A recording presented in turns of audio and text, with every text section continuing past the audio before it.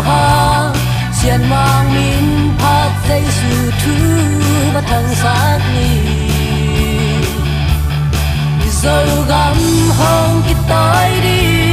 nang lệ cây lam mét na hi dây su a sang min thu phang a mi a hi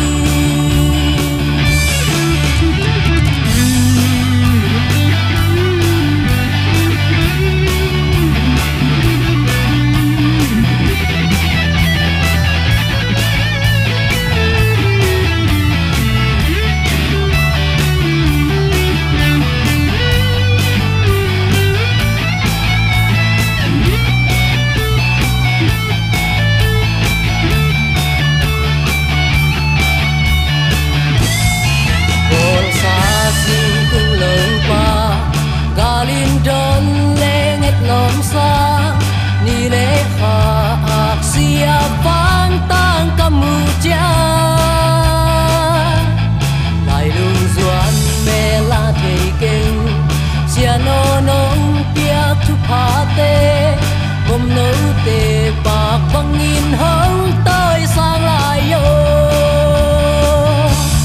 hằng son tê hà lung chạm ni này lệ lắm mi này lâu hà xiên mang min phát dây su thu và thằng giác ni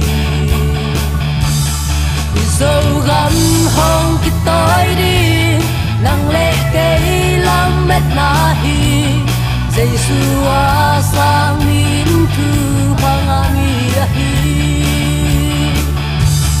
hằng son tê hà lung chạm ni này lệ lắm mi này lâu hàng xiên mang min phát dây su thu và thằng sát ni